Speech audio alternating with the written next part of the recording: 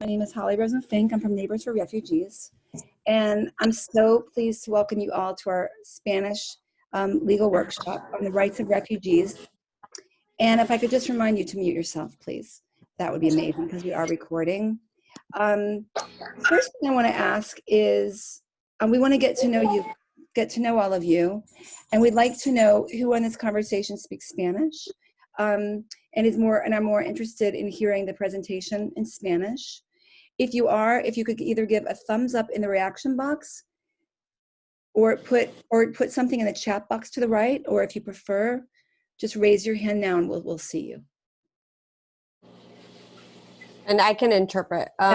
Buenas noches a todos y gracias por unirse con nosotros. Vamos a empezar un poco, nomás queremos hacer un anuncio a las personas que prefieren oír esta presentación en español. Por favor, si nos pueden comunicar con enseñarnos su mano o si pueden buscar el icono que está abajo en su pantalla con la mano, nomás para mirar a ver si prefieren la presentación en español. Muchas gracias.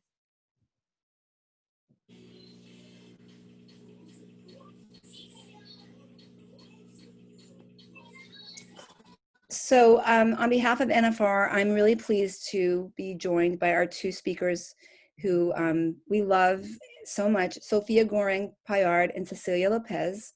They both come from us from Fragaman, Delray, Bernson, and Lowy LLP. Cecilia is also from City Bar Justice Center, a pro bono affiliate of the New York City Bar Association.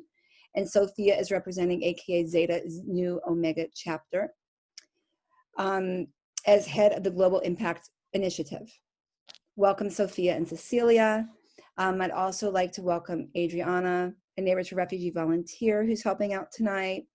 And I also want to introduce a few people from Community Resource Center. We have Janet Roland and Christina Gaitan. And I'd like Christina to please say a few words before we start the presentation.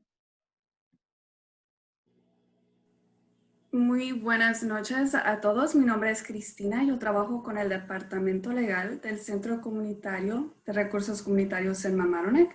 Antes que todo, muchísimas gracias a Vecinos para Refugiados por su continuo apoyo.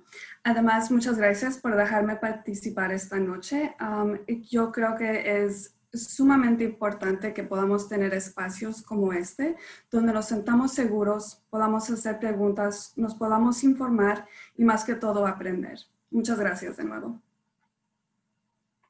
Thank you so much, Christina. And Community Resource Center is an amazing partner to Neighbors for Refugees. And we're just really proud to be partners with them. They are in Mamaroneck, where we are, based in Mamaroneck, and they care about immigrants as much as we do, and do amazing work advocating for those in need. So thank you so much. And with that, I'd love to hand it off to Cecilia and Sofia. And please know that if you have any questions in the last 10 or 15 minutes, we will be taking them. So thank you so much. Cecilia, please. Can you give me access to share my screen, please? Of course. Buenas noches, vamos a comenzar en unos minutos. Si tienen preguntas, por favor, lo pueden poner en el chat o si no, al último de la presentación, con gusto, puedan presentar sus preguntas. Y, puede que la información que les vamos a proveer hoy puede ayudarlas pueda contestar esas preguntas. All right, let me share my screen. Yeah, it looks like Veronica looks like she has her hand raised. I don't know if she was trying to ask a question already. Let me See that? Verónica, ¿tenía una pregunta ahorita? Sí, ¿qué tiempo dura el chat? La presentación está de ahorita a las 7:30 hasta las 9, pero claro, si terminamos más pronto antes de las 9, terminamos temprano. Oh, está bien. Ok, gracias.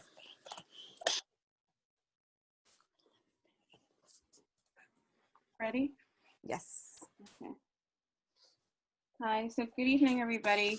Again, my name is Sofia Goring-Payard. I'm an immigration attorney with the law firm of Fragaman, Delray, Bernson, and Lowy, and I'm also representing Alpha Kappa Alpha Sorority Incorporated, Zeta Nu Omega chapter here in Westchester County.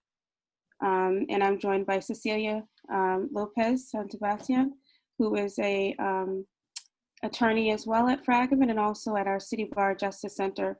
So she normally does these types of programs, community outreach programs. So we're here to talk to you about asylum and the process. Buenas noches, nomás nos queríamos presentar. Mi compañera se llama Sofía Goring Piard y ella es la abogada de inmigración que representa al despacho de abogados que se llama Fragment. Y también justo a la hermandad de Alpha Kappa Alpha. Y luego yo me llamo Cecilia López Santi Esteban, igual representante, abogada de inmigración del despacho de Fragment y también de la organización sin fines de lucro City Bar Justice Center, o en español, el Centro de Justicia de la Ciudad. So here's our agenda for tonight. We'll talk about an overview of the immigration agencies, the authority of each agency, your rights and protections as an immigrant, the asylum process in particular, the eligibility criteria, the application process, and any additional benefits that you could get when you apply for asylum. Entonces aquí tenemos la agenda, lo que vamos a hablar hoy. Primero vamos a repasar las agencias de inmigratorias, específicamente qué autoridades tienen ellos, y también nuestros derechos y protecciones contra las agencias de inmigración. También vamos a hablar sobre el tema de asilo, específicamente la elegibilidad de asilo, quién puede aplicar, el proceso de la solicitud y también otros beneficios que pueden ser encontrados para personas que están aplicando por asilo. Here are the four main agencies that you'll hear about in the immigration space. People often hear the term ICE, ICE, but that's only one of the agencies. That's the U.S. Customs and Immigration Enforcement Agency. And that's the agency that's responsible for, detaining individuals when you're in actual removal proceedings. You'll see that the ICE being referred to, but there are other organizations that are part of the immigration spectrum, which is U.S. Customs and Border Protection, CBP, which you'll encounter at the border, at the airport, U.S. Citizenship and Immigration Services. That's the agency that processes benefits. When you apply for an application, you'll be applying to the USCIS. And then the Executive Office for Immigration Review, or EOIR, that's basically the immigration court. When you're actually in proceedings and you go before a judge, that's the body, that's EOIR. Aquí tenemos los nombres de las agencias que podemos, que pueden ser confrontadas una persona puede venir en contacto con cualquier agencia. Primero tenemos a las aduanas y patrullas de las fronterizas, que a veces son los agentes que están en las fronteras, que por ejemplo, si una persona viene por avión en un aeropuerto o está físicamente cruzando la frontera de México y los Estados Unidos, entonces los oficiales de inmigración serían los de la agencia de aduanas y patrullas de las fronterizas.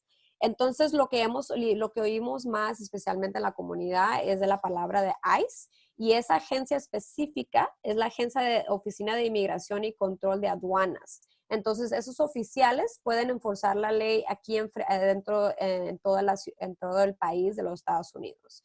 Vamos a hablar más de ellos después. Y luego tenemos a USCIS, a veces la gente le llama UISIS, pero son los servicios de ciudadanía e inmigración. Básicamente son la agencia donde sometemos a ciertas aplicaciones de inmigración por correo. O a veces tenemos entrevistas en frente de esos oficiales. Y luego, por último, tenemos la Corte de Inmigración, y el nombre específico de esa agencia es la Oficina Ejecutiva para la Revisión Migratoria. Entonces, aquí en esta presentación la vamos a referir como la Corte de Inmigración, y ahorita vamos a explicar más de ellos.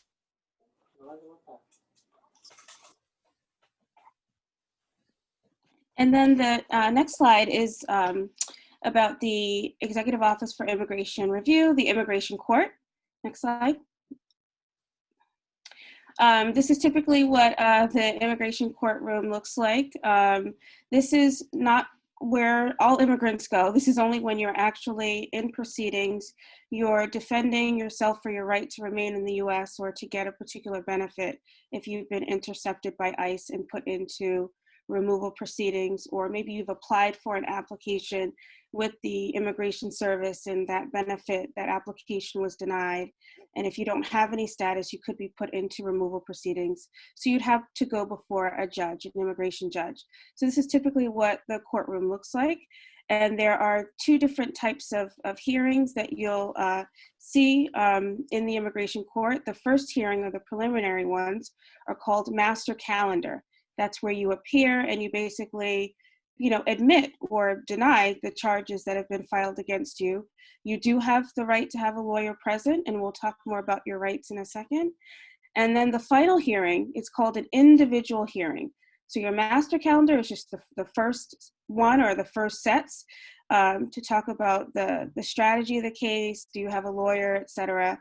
And then the final hearing is where you're actually presenting evidence in court, and a final decision would be rendered at the conclusion. Okay. Next slide. Entonces, primero tenemos a la agencia, la Corte de Inmigración. Entonces, no todos los inmigrantes van a estar enfrente de un juez de inmigración. Solamente la gente que está en lo que se llama procesos de deportación.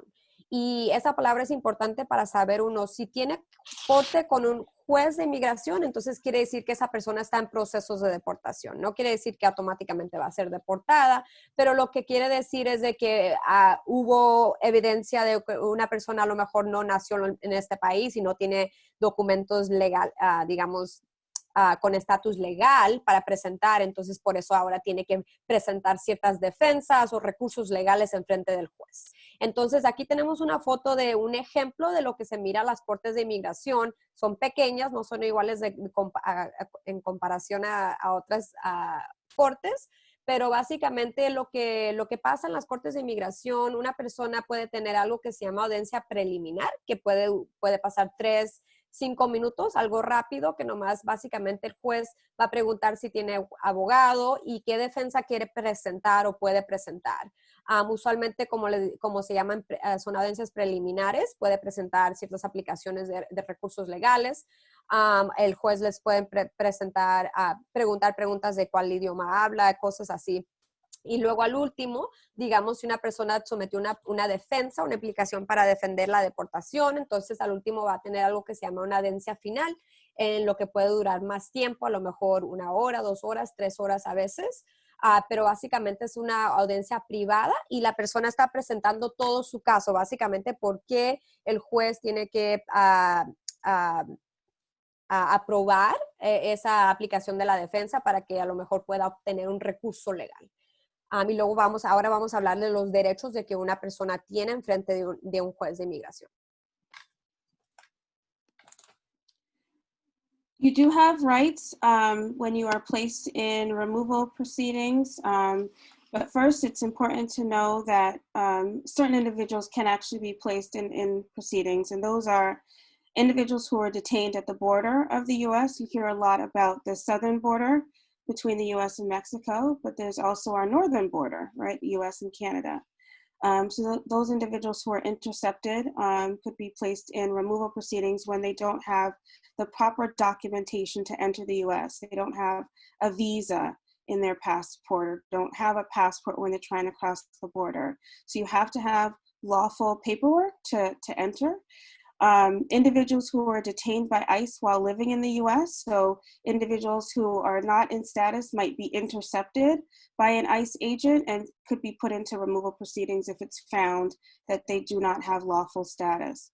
And also, as I mentioned earlier, individuals who filed a petition or application with the Immigration Service, the USCIS, and it was denied, and because they don't have proper lawful status in the U.S., they're then referred to the immigration court, and they have to defend themselves that way before it's determined whether they have a right to remain in the U.S.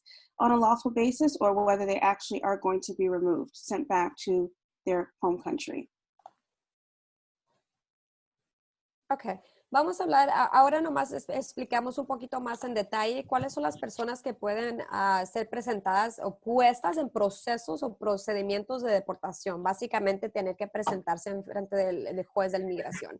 Y tenemos una lista aquí de las personas que pueden un modo al otro o un modo a estos modos ser presentados en procesos de deportación. Puede ser digamos, si una persona llega a la frontera o al aeropuerto y presenta tratando de entrar a los Estados Unidos, pero digamos, a lo mejor no tiene los documentos legales para poder entrar, básicamente una visa, o digamos un tipo de perdón legal para poder entrar. Entonces, una persona, digamos, no teniendo los documentos que está buscando en oficial, puede ser puesta en procesos de deportación, diciendo que va a tener una audiencia para presentarse en frente de un juez.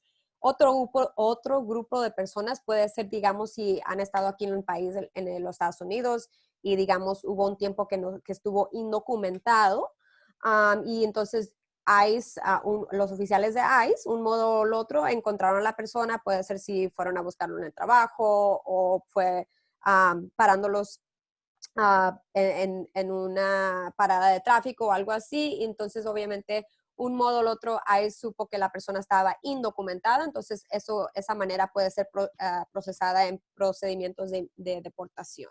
Y por último, digamos, pueden ser personas que a lo mejor a algún tiempo sí fueron documentadas, digamos, tuvieron una visa o un recurso legal que tuvieron por un tiempo que a lo mejor fue temporal, y trataron de someter a documentos adicionales a la agencia que procesa ciertas aplicaciones, y si esa agencia, digamos, negó ese recurso legal o ese beneficio, entonces esa agencia puede referir a esa persona a la Corte de Inmigración y también puesta en procedimientos de deportación. Entonces, como habíamos presentado al principio, de que las personas puestas en procesos de deportación tienen que luchar contra ser deportados. Entonces, básicamente esos son los derechos que tienen presentados para presentar una defensa o un recurso legal para que no sean deportados a su país, si es que no quieren regresar.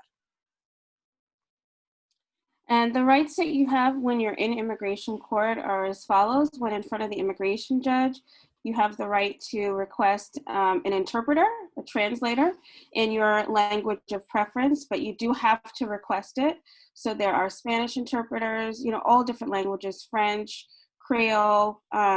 So it does have to be requested because you need to understand, right, the charges that are being filed against you and to be able to respond appropriately.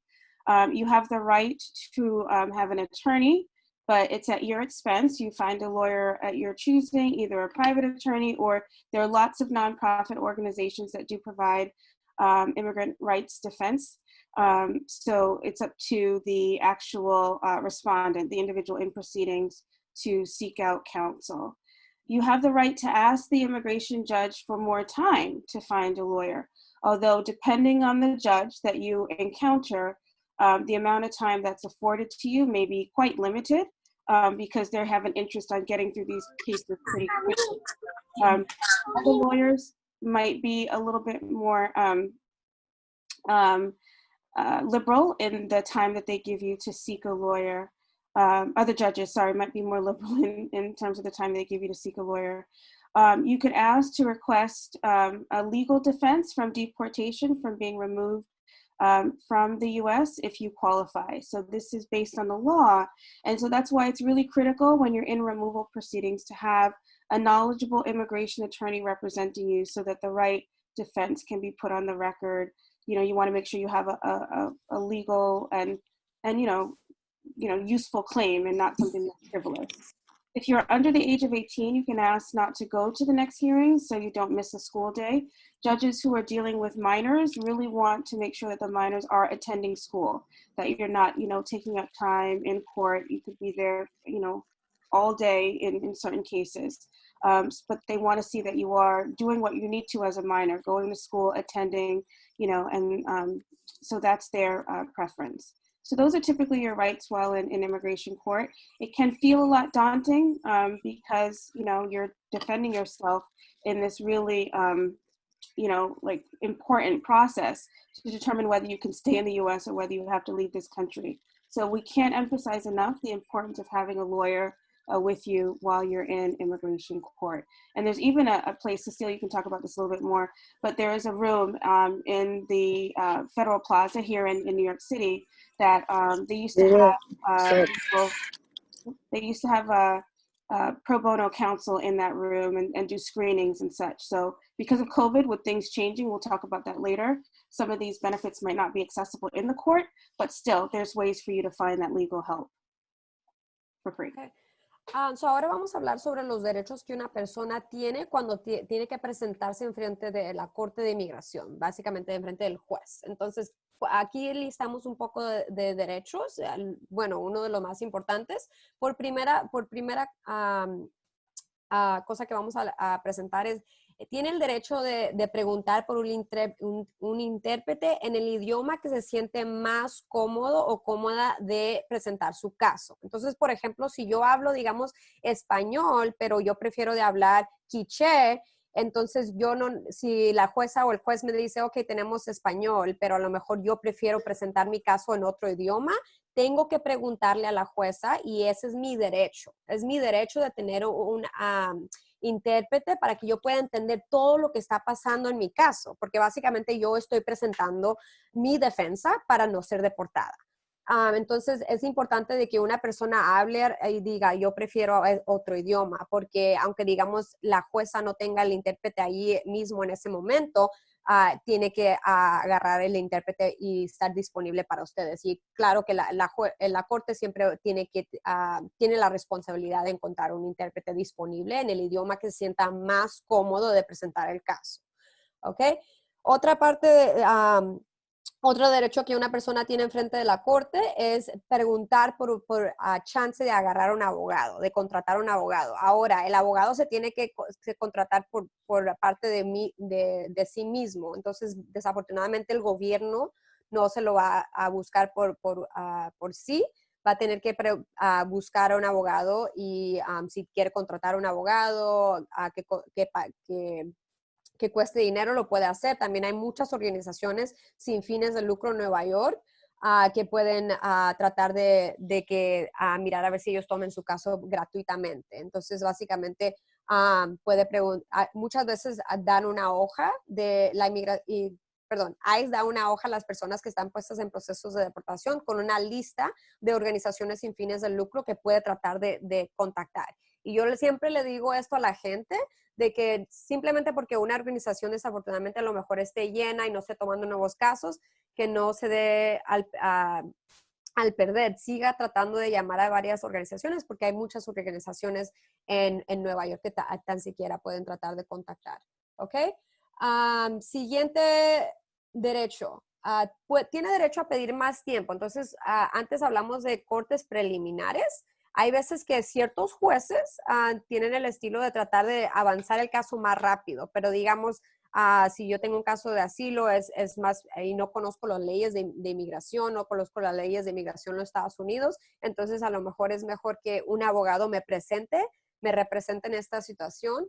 Entonces, yo le quiero pedir más tiempo al juez para poder contratar un abogado. A lo mejor he estado buscando muchos abogados y no puedo contratar a alguien, pero me presento a mi corte y le pregunto a la jueza, por favor, deme chance, deme más tiempo para poder encontrar un abogado. Tiene ese derecho. Ahora, ¿qué va a contestar la jueza? Hay unos jueces que son más razonables y les dan más tiempo. Hay otros jueces que son un poquito más impacientes, pero depende al juez. Pero sí tiene el derecho de preguntar por más tiempo.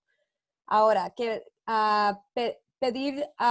el derecho de pedir una defensa o poder someter una solicitud. Digamos, si quiero pedir asilo, tengo ese derecho de someter esa solicitud y pedir esa defensa contra mi deportación. Ese es un derecho por la ley.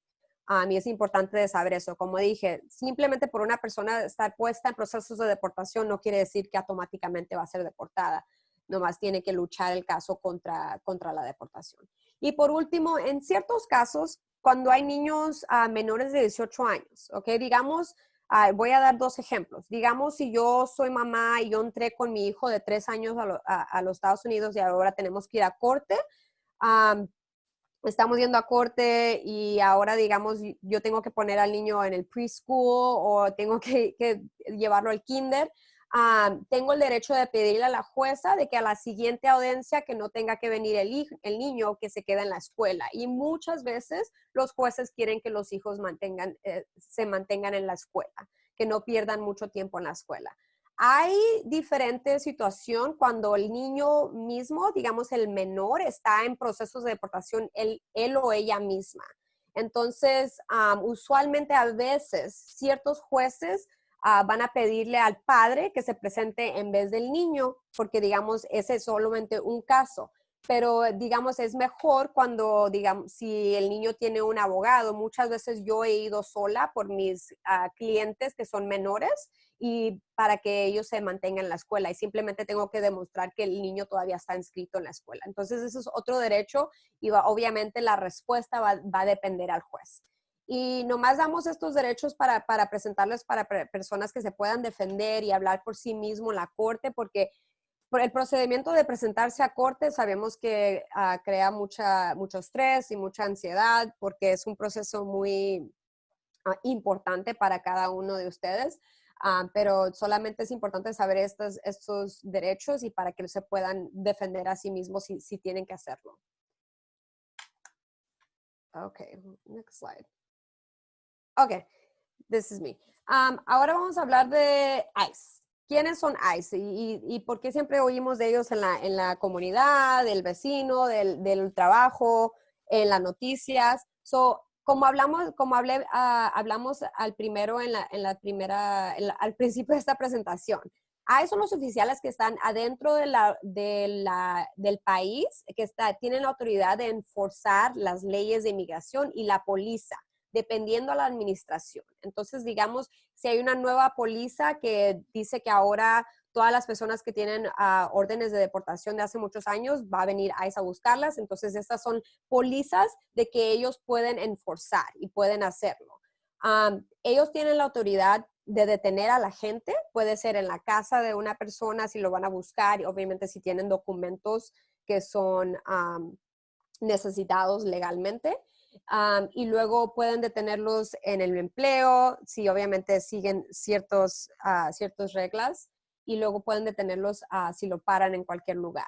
Pero obviamente, ahorita vamos a hablar sobre los derechos de que una persona tiene cuando viene en contacto con un oficial de ICE, pero esas son las autoridades primero de los oficiales. Ellos también tienen la autoridad de detener a una persona, los ponen en la custodia de ICE. Y los ponen en lo que se llama detención de inmigración.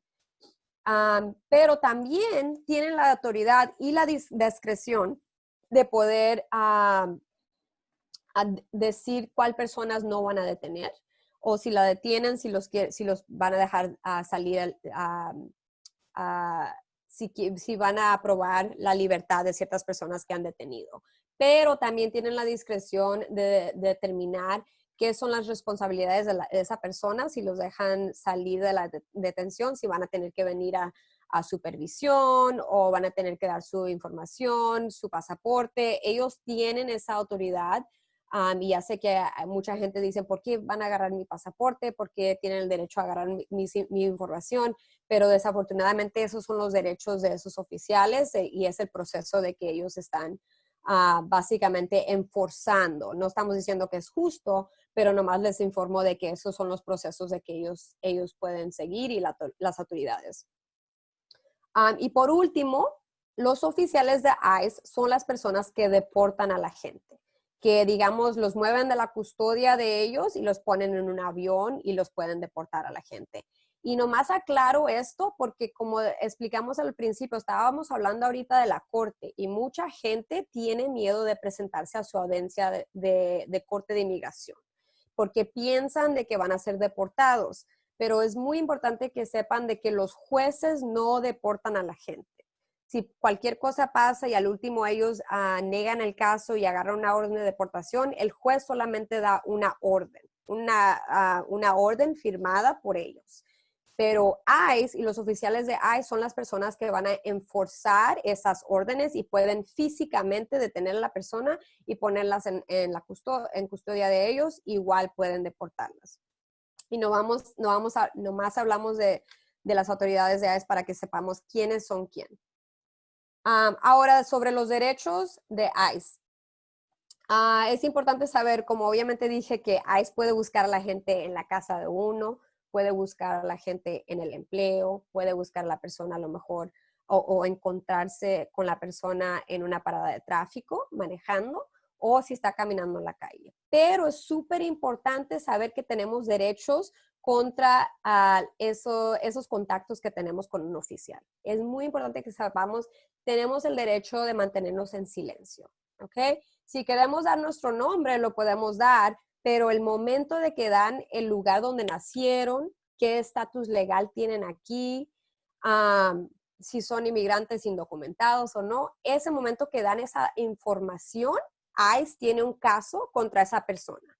Entonces, si digamos esa persona nunca estuvo en procesos de deportación y el momento que me pararon a mí y me preguntaron, oh, Cecilia, ¿en qué país naciste? Y yo les digo, yo nací en Ecuador. Y luego me dicen, ¿tienes estatus legal aquí? Y yo digo que no, boom, ahí ya tienen un caso contra mí y me pueden poner en procesos de deportación, simplemente por yo voluntariamente darles esa información. So, es muy importante saber que tienen el derecho de mantenerse en silencio. Esto no quiere decir que los oficiales de ICE no van a seguir tratando de agarrar información de ustedes. En el momento que ustedes digan, yo quiero mantenerme en silencio y es mi derecho de mantenerme en silencio, ellos van a seguir preguntando más preguntas si quieren saber más información. En ese momento tienen el derecho de decir, yo quiero mirar a un abogado, yo quiero hablar con un abogado, tengo el derecho de hablar con un abogado. Igual como el oficial sigue preguntando por más información, yo puedo seguir diciendo, tengo el derecho de hablar con mi abogado, quiero hablar con mi abogado. Quisiera no darles información hasta que tenga un abogado presente. Cada persona tiene ese derecho, especialmente cada persona indocumentada que llegue en contacto con ICE, es importante que sepa esa información. Sophia, I just spoke about rights in front of ICE. I briefly talked about rights to remain silent and rights to ask for an attorney. Do you want to add anything? No, I think because most of the people on the line are Spanish speaking, it probably makes sense for you to just continue. Okay. But no, I don't have anything more to add. Okay. Ok, ahora voy a hablar sobre supervisiones en frente de un oficial de ICE, pero también tengo aquí en la presentación unos agentes, o a lo mejor personas conocen a alguien que se llama ISAP. Es una compañía y nomás tengo aquí la diferencia entre quién es ICE y quién es ISAP, porque mucha gente, digamos, que acaba de llegar al país, que fue detenido a un tiempo y al último les dieron un documento que dice que se tiene que presentar en la oficina, a lo mejor en el Bronx, en la ciudad, pero dice que es con ISAP. Es muy importante que sepan que ISAP no es ICE, pero es una agencia privada que trabaja por ICE, ¿ok? Eso quiere decir que ellos no son oficiales del gobierno, pero sí son personas que han contratado para trabajar con la agencia del gobierno. Entonces, básicamente están haciendo una manera u otra el trabajo de ICE de nomás revisar que la persona todavía sigue viviendo donde dice que está viviendo, que se ha presentado a la cita que se tiene que presentar. ¿Ok? Pero ahora la diferencia de los oficiales de ISAP y la diferencia de los oficiales de ICE es de que los oficiales de ICE, como había ya mencionado, ellos son los únicos que tienen la autoridad de detener a la persona y son los únicos que tienen la autoridad de poner a una persona en detención o dejarlos salir libres si están en detención. Los oficiales de ISAP no tienen esa autoridad, solamente tienen la autoridad de, si tienen una cita, que digan a la persona que venga a la cita. Hay veces, y a lo mejor la gente aquí tiene preguntas sobre si yo tengo una cita con mi oficial de ISAP y él me pregunta por mi pasaporte, tengo que dárselo. En esa manera, ellos pueden preguntar por su pasaporte, porque va a depender a la situación de la persona, ¿ok? So, de todos modos, hablen con un abogado sobre su situación, pero sí pueden preguntar por cierto pasaporte, porque hay veces que la condición de que una persona no esté en detención es de que el oficial de ISAP le va a dar el pasaporte a ICE, porque es la condición que una persona tiene para que no sea detenido en una detención. I think you should translate that in English, though, because I think that's really important for people to know, too. Sure. Do you want to? Yeah, you go ahead. Oh, okay. So I'll just go ahead and say it in English. So I'm just differentiating here the difference between ICE and ISAP. ISAP is a contractor that works for ICE. And it's just really important to identify who ISAP is, because a lot of people who are recent arrivals and they are placed in what's called supervision, a lot of the times they go to an office in the Bronx, then they are checking in with an ISAP officer, but they think that, a lot of people think that they're checking in with an ICE officer. But again, ISAP is just a contractor of ICE. They are not government agents. They just have certain responsibilities that an ICE officer would have, but only to check in with the person, to set that appointment, to check and verify that person's still living at the address that they're living at. They could ask for the person's passport, and then they have that authority, and they would essentially give that passport to an ICE officer. And they have that authority because it's an added requirement when a person is released from detention. So when a person is released from detention, they're required to give their passport, to surrender their passport to ICE until their proceedings have come to an end, meaning the removal proceedings. So that sometimes is a requirement. Obviously, if any person here has that situation and is scared to give their passport away, please speak to an attorney, but that's just in general the authority of an ICE officer. And then just to clarify, ISAP attorneys don't have the authority to detain people, put them in detention, or release them from detention. Only an ICE officer has the authority to do that. However, ICE officers can collaborate with ISAP, since ISAP does work for ICE, and ICE can come sometimes to an ICE office. But they're not always there, since they work in different places.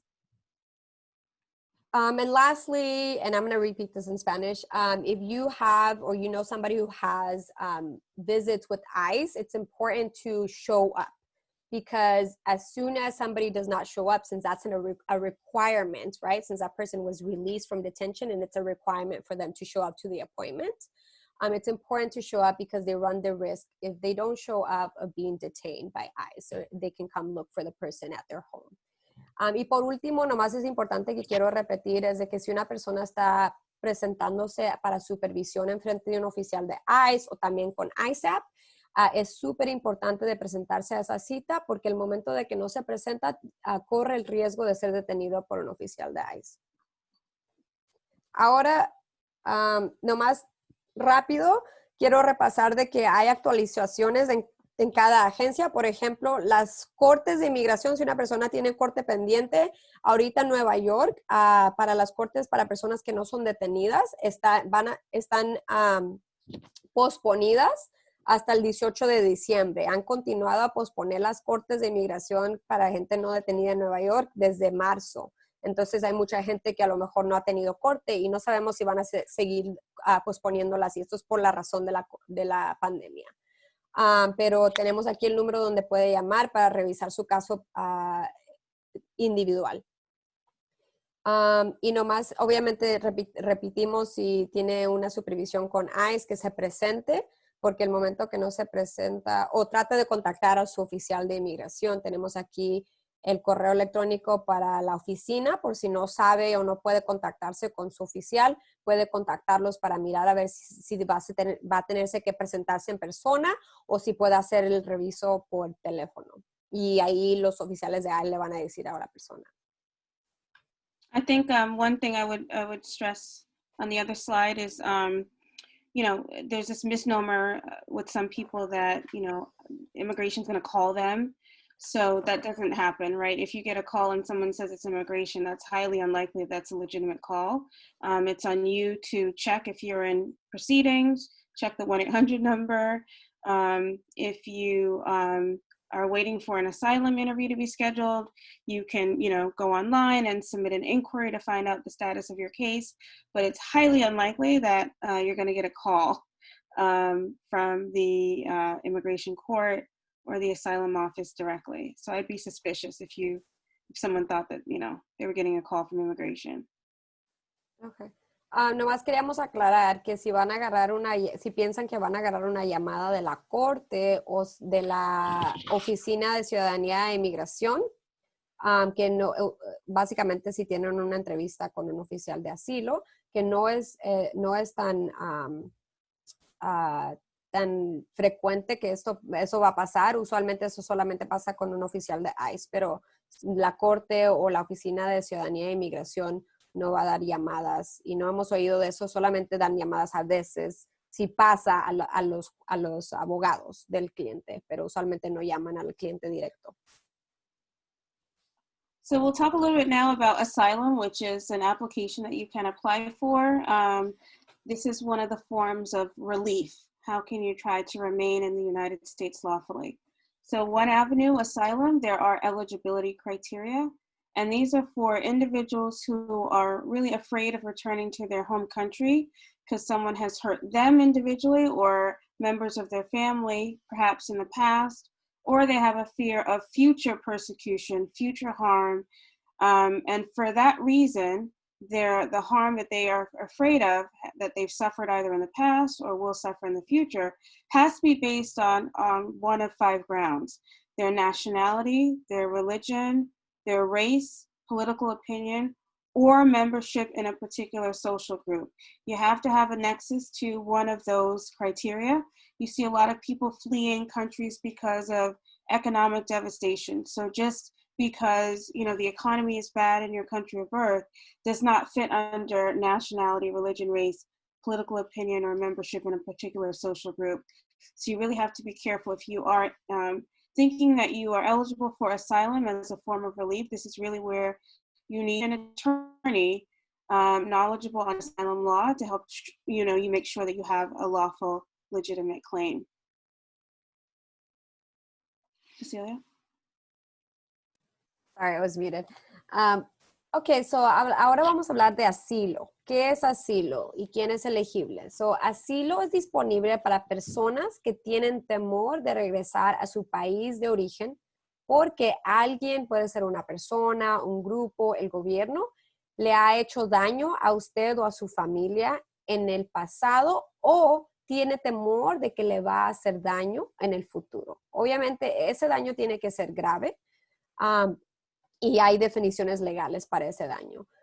Pero el daño y la razón que la persona le quiera hacer daño tiene que ser por la razón de su nacionalidad, religión, raza, opinión política o pertenencia en un grupo particular social. Esa última es un poquito extraña, pero básicamente podemos dar un ejemplo. Por ejemplo, si yo soy gay, entonces soy parte de un grupo de LGTB y puedo básicamente hacer un argumento diciendo de que yo por ser parte de ese grupo particular me quieren hacer daño. Entonces, la razón de una persona tener temor tiene que ser específica. Asilo es un recurso legal que es duro de comprobar y es muy restrictivo a las reglas legales.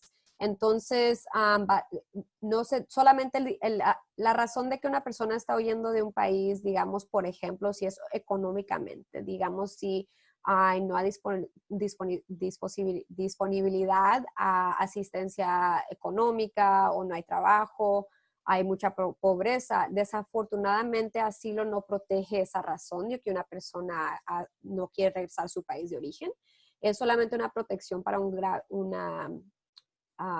temor, digamos, a daño extremo. Entonces, algo para considerar.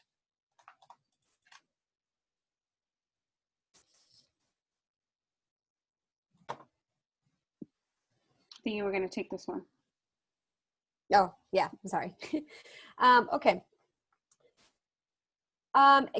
Entonces, ¿cuál es el proceso para aplicar por asilo? Entonces, hay 2 maneras. Nos vamos a enfocar para personas que están en procesos de deportación, digamos, si apenas acaban de llegar por la frontera, los agarran los oficiales de aduanas fronterizas y los ponen en procesos de deportación. Entonces, van a aplicar y van a presentar la solicitud, porque se tiene que presentar una solicitud y van a presentar la solicitud en frente de la Corte de Inmigración, y es muy, muy importante, y esto es para cualquier persona queriendo aplicar por asilo, que se tiene que someter esa aplicación un año antes, o digamos, entre un año de haber entrado al país. ¿Ok? So, si digamos ha pasado más de un año desde que yo entré al país, a los Estados Unidos, es muy probable que es muy probable que no voy a calificar para asilo. Sí hay unas excepciones, pero desafortunadamente no saber la ley no está presentada como una excepción. Entonces es importante, especialmente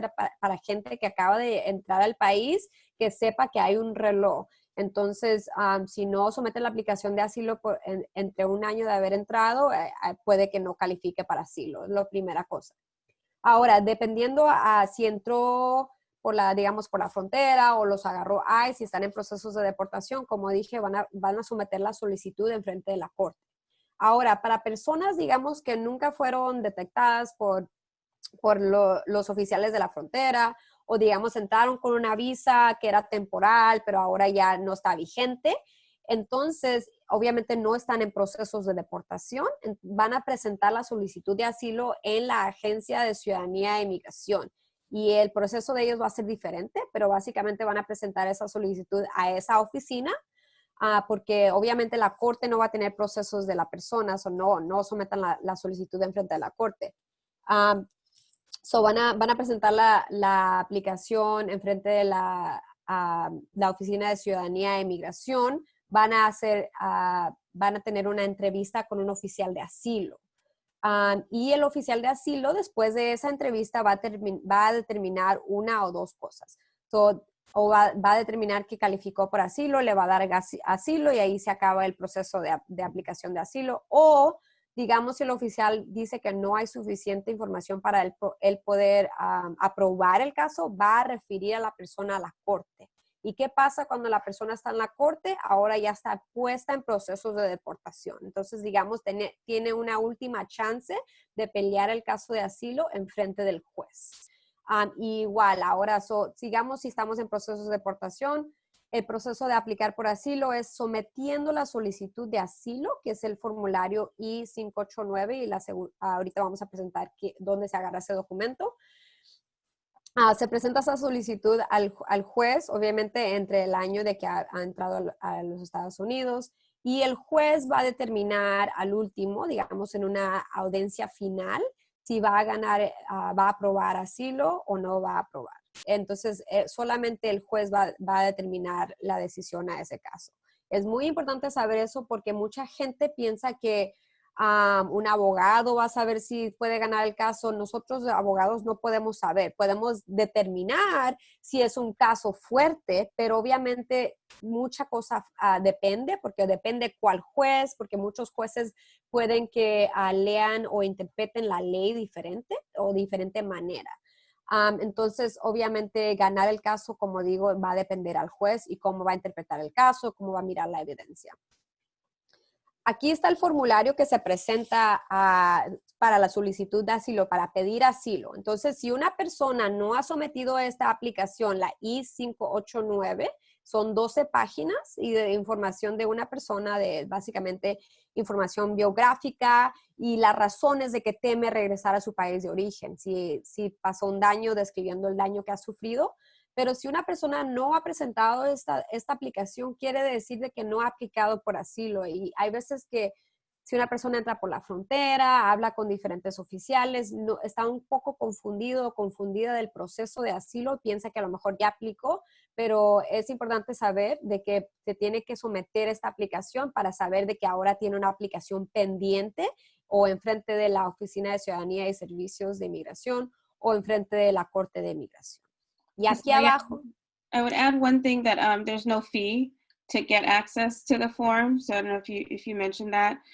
You don't have to pay to get it. The Immigration Service makes the forms available online. So you can basically go to the uscis.gov URL that's here on the slide and pull down the application. So if someone is saying you need to pay to get a copy of the form to fill it out, that's not accurate. You can actually get it for free, but you do have to make sure that you're using the current version of the form. You see there's an expiration date at the top right-hand corner. So you want to make sure that when you do access it, there's also an instructions sheet that you can download, and it'll tell you what version of the form the Immigration Service is accepting. So one of the most common reasons for people getting their applications rejected is they use the wrong version of the form. Okay. Es importante saber de que para someter la aplicación no hay un costo de la aplicación, es gratuita. Entonces, si a alguna persona le ha dicho de que tiene que pagar documentos, pagar cierta cantidad a la agencia de migración, la fianza de inmigración no se ha implementado, entonces no hay costo para someter la aplicación, es gratuitamente, también para la corte, igual como a la agencia. Y aquí tenemos abajo el sitio de la página web de USCIS, en donde puede encontrar el formulario y el más reciente. Entonces, hay veces que hay diferentes versiones en la internet, pero es importante saber de que ahí mismo en esa página puede encontrar la versión del documento que está recibiendo la agencia, porque no quiere que corra riesgo de que la agencia vaya a rechazar cuando la persona esté tratando de aplicar por la solicitud de asilo.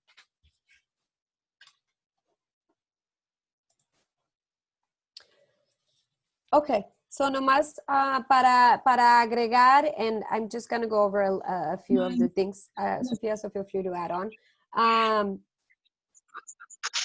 Para someter su aplicación de asilo, es importante saber de que en la página web donde va a encontrar el formulario hay instrucciones y son instrucciones súper específicas que dice que una persona con la aplicación se tiene que someter una copia de una identificación de la persona y es importante saber si puede tener una fotocopia. Entonces, si es un pasaporte, la copia del pasaporte, eso puede usar como documento de la persona, de la identificación de la persona que está aplicando. También se tiene que someter a fotos tipo pasaporte, dice las instrucciones que son 2 fotos tipo pasaporte. Pero también es importante saber si, digamos, el ejemplo de que si yo entré con mi hija menor y yo quiero incluir a mi hija en mi aplicación de asilo, entonces tengo que incluir evidencia de la relación de ella y a mí. Entonces, la acta de nacimiento que diga que yo soy la mamá de ella, voy a someter esa copia como evidencia de que yo soy la madre de ella y ella va a estar siendo pedida bajo mi aplicación. Cada documento que no esté en inglés tiene que ser traducido al idioma de inglés y esa traducción tiene que ser certificada por una persona que pueda traducir el idioma con fluidez. Y por último, puede someter evidencia de que básicamente esté colaborando de que usted tiene miedo a regresar a su país de origen. Pero obviamente esa evidencia no se tiene que someter al mismo tiempo de que se somete la solicitud. Lo que se somete con la solicitud es lo que está en las instrucciones, porque hay veces de que, digamos, estoy tratando de someter mi aplicación antes del año de que yo esté en el país y quiero someterla, pero a lo mejor todavía estoy esperando por evidencia de mi país de origen, a lo mejor reportes de la policía o ciertos documentos del hospital que puedan apoyar a mi caso. Pero, perdón, ¿pueden poner... ok, I just muted him. Ok, también, entonces puede de que esos documentos de evidencia pueden ser agregados a la aplicación después, digamos, antes de que el oficial o el juez revise el caso y básicamente haga la entrevista o la evaluación del caso final. Pero esos documentos se pueden someter después de que se haya sometido la primera solicitud, pero siempre trate de hablar con un abogado para que evalúe y que le dé su opinión de que si esa evidencia es necesaria o esa evidencia sí apoya al caso, porque hay veces de que a lo mejor no apoya el caso completamente y a lo mejor hay otras formas de que sean más fuertes para poder apoyar el caso. Claro que va a depender a la estrategia de usted y su abogado, pero siempre trate de hablar con un abogado antes de someter cierta evidencia con su aplicación de asilo.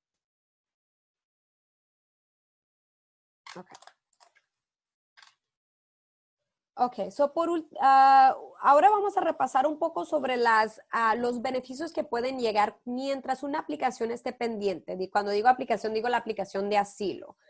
Un beneficio que puede estar disponible para aplicantes de asilo. Cuando digo aplicantes, quiero decir de que ya sometieron su solicitud de asilo, el formulario I-589. Y puede que agarren un permiso de trabajo. Pero digo que pueden porque en agosto de este año, agosto 26 de este año, la administración sometió una nueva regla de que ha limitado a ciertos grupos de personas de que no puedan recibir un permiso de trabajo mientras están solicitando asilo. Y están restringiendo o están tratando de limitar a las personas que puedan calificar por un permiso de trabajo. La regla ha cambiado. Esta es una nueva regla que apenas pasó en agosto de este año. Entonces, esta regla puede que no aplique a personas que ya hayan entrado al país antes de agosto de este año. A veces de que no, esta nueva regla no se aplique a mucha gente, pero sí tenemos esta información para que sepa de que sí se ha sometido límite para quién puede aplicar por un permiso de trabajo mientras esté solicitando asilo. Y tenemos un resumen de la nueva regla porque hay ciertas cosas que pueden barrar a una persona de que no pueda recibir el permiso de trabajo. Por ejemplo, antes la regla era de que después de que se somete la aplicación de asilo, tiene que esperar 150 días a poder someter una solicitud de empleo, de permiso de trabajo y se puede recibir el permiso de trabajo. Pero ahora la nueva regla dice de que tiene que esperar un año después de que haber sometido la aplicación de asilo, entonces mirar a ver si puede recibir el permiso de trabajo. Igual, también si digamos la persona no sometió su aplicación de asilo entre el año que tenía que someter la aplicación, como acabo de decir, de que esa regla de un año es muy importante. Entonces puede de que también esa persona no pueda obtener un permiso de trabajo mientras está solicitando asilo. Otro ejemplo es dependiendo a las personas de que entraron al país sin, digamos, indocumentados. Y entraron después de agosto 26, 2020 de este año y no puedan, digamos que no puedan presentar evidencia de que entraron al país indocumentados, pero digamos la razón de que entraron fueron para pedir asilo y encontraron a un oficial y le dijeron al oficial de que el propósito de entrar al país es solamente por protección y pedir asilo y no quieren regresar a su país de origen. Entonces, si esa persona no puede presentar esa evidencia por la razón de haber entrado al país indocumentado, puede que también no pueda recibir esa aplicación no pueda obtener ese permiso de trabajo. Obviamente esta nueva regla es muy nueva y puede que hay veces que mucha gente no le aplique esta nueva regla, pero si una persona está solicitando asilo o ha solicitado asilo pero no ha tenido un permiso de trabajo, por favor hable con un abogado para mirar a ver si es elegible por un permiso de trabajo y que a lo mejor sí es limitado a poder obtenerlo o si a lo mejor está renovando, si esta nueva regla puede aplicar a la persona.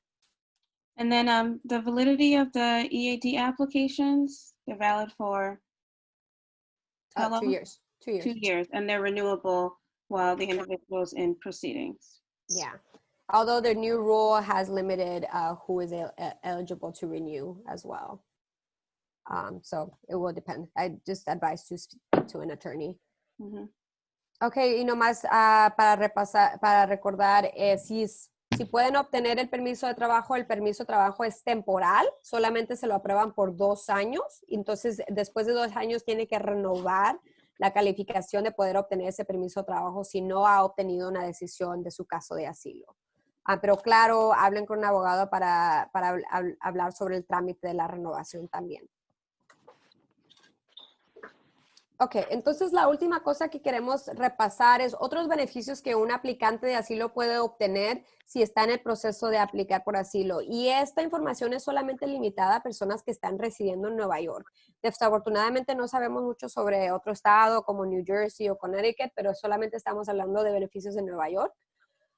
Pero si una persona residiendo en Nueva York está obteniendo bajos ingresos, y digamos tiene una aplicación de asilo pendiente, entonces es muy probable que aplique por Medicaid. Medicaid es un beneficio de seguro de salud y para poder aplicar o preguntar sobre elegibilidad de Medicaid puede hablar al Departamento de Salud, que tenemos aquí el número presentado en la presentación, súper importante, especialmente porque estamos en una pandemia y mucha gente tiene temor de obtener ciertos servicios que pueden obtenerlo, es un beneficio que se puede obtener. Obviamente pueden preguntar a un abogado, pero si son de bajos ingresos, viven en Nueva York, tienen una aplicación de asilo pendiente, simplemente con comprobar el recibo de la aplicación y obviamente demostrando sus ingresos, pueden contactar al Departamento de Salud para poder mirar si aplican por Medicaid.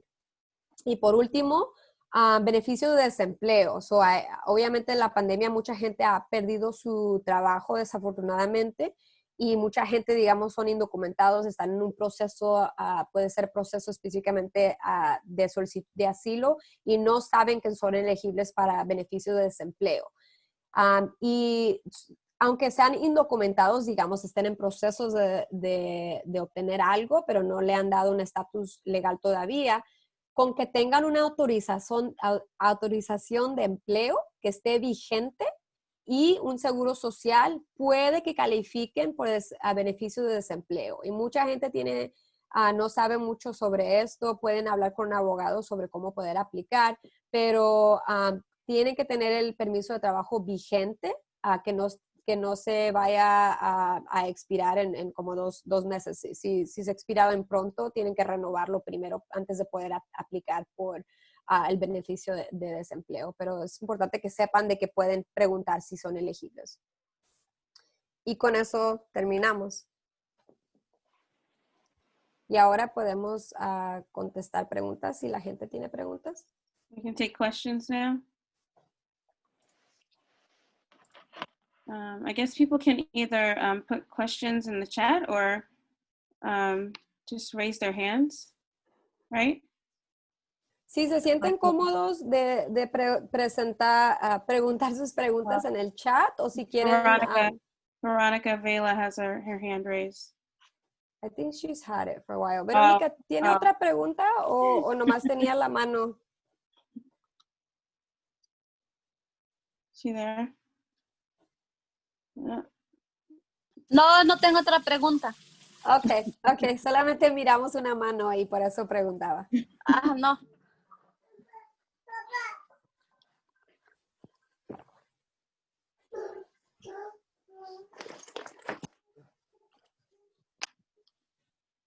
¿Alguien más tiene una pregunta? Quiet bunch.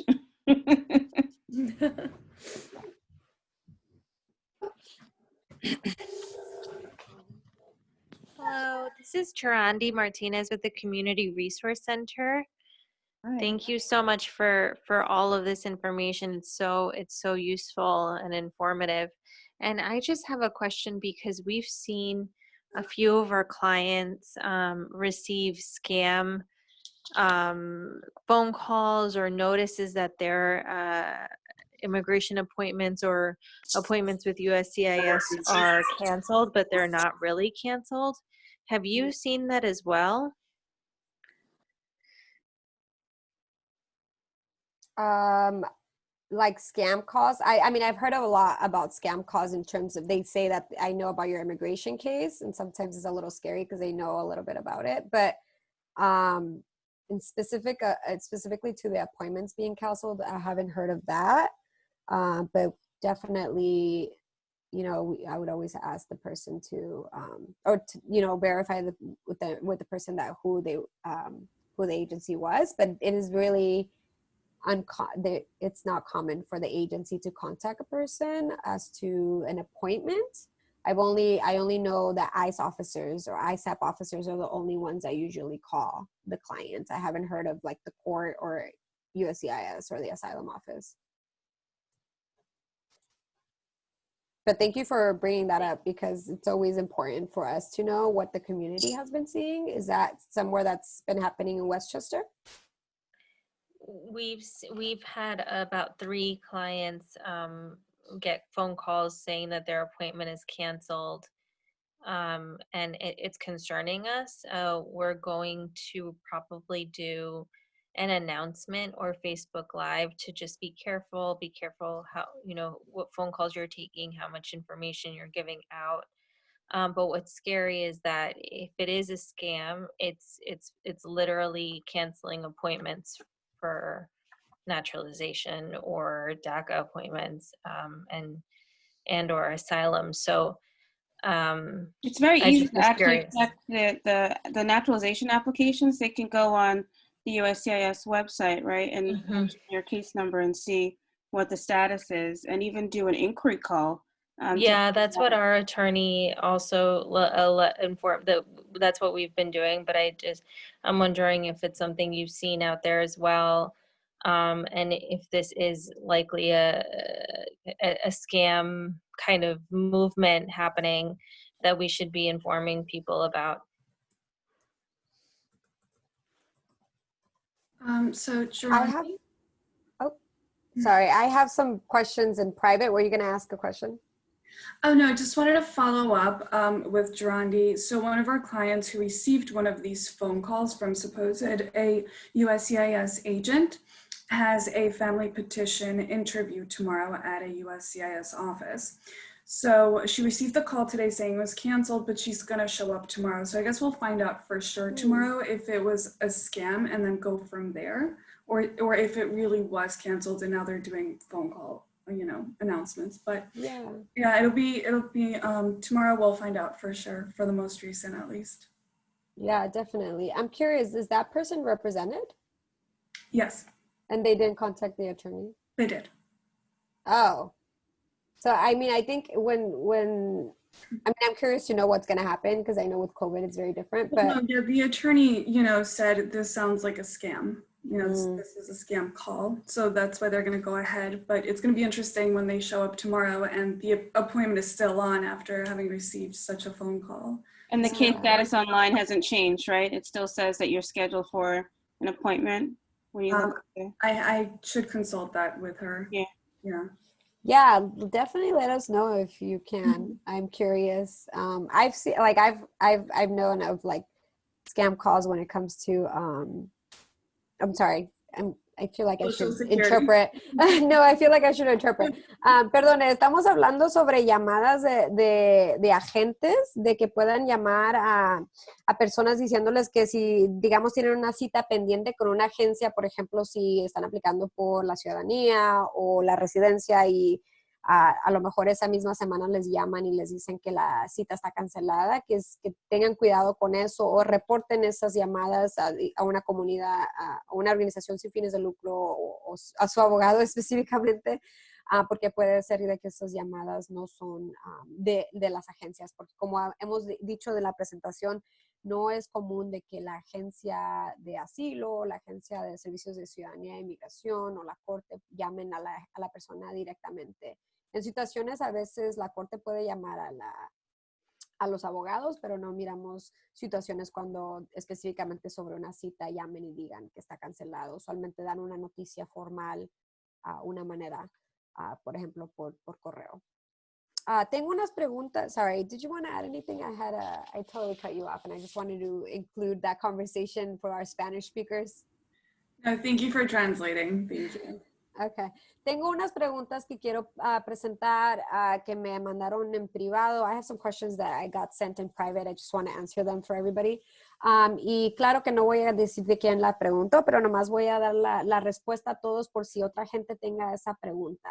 La primera pregunta que tengo aquí dice que ¿cuánto tiempo se está tardando el proceso de asilo? The first question I have is how much time is asylum process how long is the process for applying for asylum right now? And I'll answer it in Spanish first. So, no puedo dar un tiempo exacto porque va a depender al juez. Digamos, si están en procesos de deportación, va a depender al juez. Pero les puedo dar ejemplos. Tengo casos de que han durado 5 o 8 años y que están pendientes. Y esos son como muchos casos que han pasado. Pero tengo casos de que una persona, o he hablado con personas de que el caso es súper rápido, a lo mejor 1 año o menos de 2 años. Y esos son, ahorita se están mirando menos porque obviamente hay tantos casos pendientes en la Corte de Migración, especialmente en Nueva York, que están pendientes por mucho tiempo. Pero claro que hay ciertos jueces que van a tratar de terminar casos porque tienen cuotas por la administración de que terminen casos más rápido. So I just explained that there's no exact time to, and Sophia, please jump in. There's no exact time to say exactly how long the process takes because it really, really depends. For example, if the person's in removal proceedings, I've had cases that have been pending for 5 to 8 years, and that's like been sadly really common. But I've also consulted with people with whose cases have been finalized within a year or maybe 2 years. But those can be examples of judges who have certain quotas that they want to meet and they want to add numbers because that's been imposed through the administration. But it really, really depends on the judge. And in terms of applying with the agency, there's a big backlog, but they've kind of been pulling cases that have just been filed, and they've also been pulling cases that have been pending for many years. So especially right now with COVID, like I mentioned, non-detained hearings have been postponed since March till now and maybe for more time. So those cases are going to be pending longer.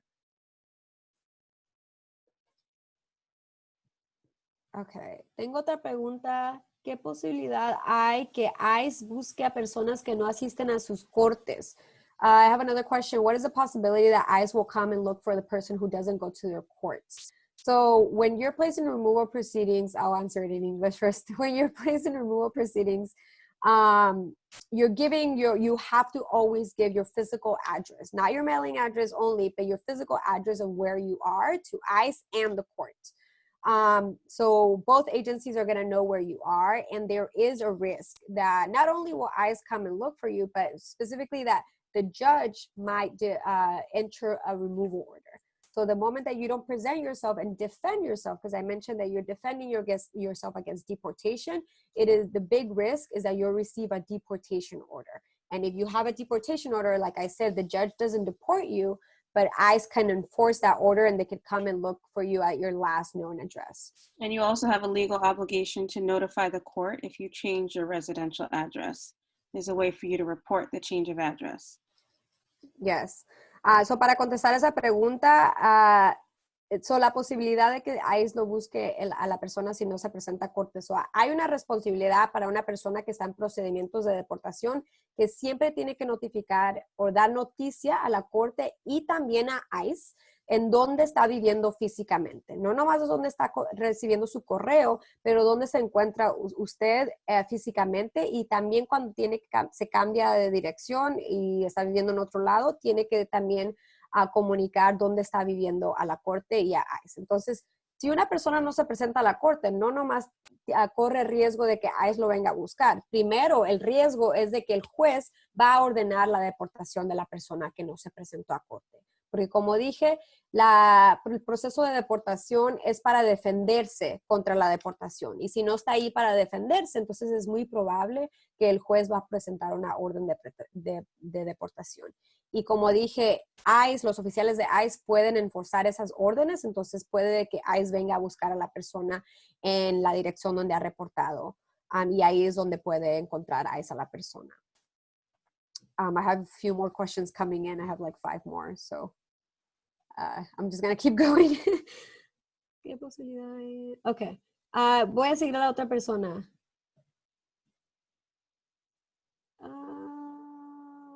Sorry, it's a little long.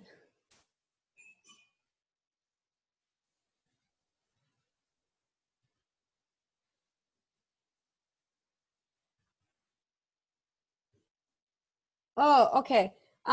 Creo que tiene preguntas sobre la visa T. There's a question about the T visa. I'm happy to answer that real quick. Si me puede clarificar qué específicamente tiene la pregunta sobre la visa T, de cuál es el proceso o qué pasa después de que se obtiene la visa T. If you could just clarify, I mean, the question is in Spanish, but I'll just say, I'm just asking for clarification whether they're asking about what is the process of obtaining a T visa or what happens after you obtain a T visa. So, si me puede responder, me puede clarificar cuál es la pregunta, por favor.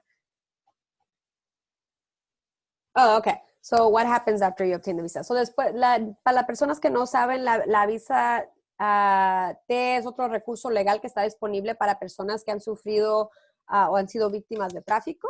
Hay diferentes formas de tráfico, pero básicamente si obtienen la visa T, es buena por 4 años, entonces tiene un estatus legal por 4 años, pero después de 3 años de tener la visa, puede aplicar por la residencia. En situaciones cuando todavía hay una investigación de la agencia que investigó el tráfico, esa agencia puede ayudarle a aplicar por la residencia más rápido, pero yo diría que hable con un abogado primero para mirar sobre ese proceso y a ver si califica para poder aplicar más rápido, porque tiene que preguntar a la agencia que está investigando el tráfico que le ayude y le pueda certificar para que pueda pedir la residencia más rápido. Pero básicamente la tiene por 4 años, después de 3 años puede aplicar por la residencia, después de 5 años de tener la residencia, obviamente si califica para la ciudadanía, puede aplicar por la ciudadanía. Okay, so the question was just what happens after you obtain the T visa, and the T visa is another legal status that is available for victims of crime. And there's different ways to qualify, but essentially if you've been granted a T visa, you've been granted legal status, so you can remain in the United States legally and work legally. The status is good for 4 years. So after 4 years, it will expire unless you ask for an extension. But essentially the process that follows is after you have been granted T status for 3 years, you can apply for residency. There is certain exceptions for certain people that can apply for residency earlier. And that's only if the agency who is investigating the trafficking can somehow say that the investigation has concluded and you can try and attempt to obtain your residency faster. But essentially you have the status for 4 years, you can apply for residency within 3 years. And then after having lawful residency for 5 years, you can apply for citizenship if you qualify. Cecilia, does it make sense to you for you to put your the City Bar Justice Center phone number in the chat so that people have questions? I'm getting some specific stuff on Yeah. here. I'm just like giving a lot of information. Okay, Yeah. Lo que voy a hacer es de que voy a proveer mi información, mi correo electrónico personal en el chat para todos. No nomás para las personas que me están mandando mensajes en privado. Y si tienen preguntas, puedo que les pueda yo misma dar una consulta o que podamos, los pueda poner con un abogado que tenga una consulta gratuita más privada. Porque aquí creo que estoy obteniendo información muy, muy específica. So I'm going to go ahead and add my email because they can email me and then I can either refer them to a clinic or I can consult with them myself. Okay, everyone, let me see.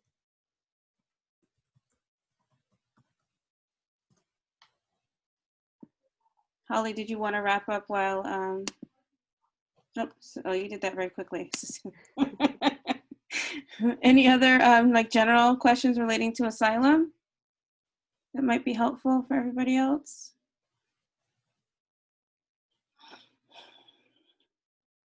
Oh, I would just a quick question because I think this is relevant. There was a question about if somebody has a pending court date in June, is there a possibility that will be postponed? Obviously, I don't have a direct answer to that, but I just wanted to address it really quickly since we are in a pandemic. Mm-hmm. La pregunta de que una persona tiene una corte en junio y que no sabe si hay posibilidad de que se posponga la corte, no sé, pero la corte está dando anuncios cada 2 semanas y obviamente está dando el anuncio en corto tiempo, pero nomás sigan atentas, sigan revisando el estado de la corte y les puedo dar la página web donde pueden encontrar esa información. So we can't tell exactly. Immigration Court is notifying us every 2 weeks. They're publishing their information about specific courts online, but I would just say stay attentive. Obviously, they're not giving us a lot of information. They're just giving us every 2 weeks updates, but I can publish that website so you can contact it.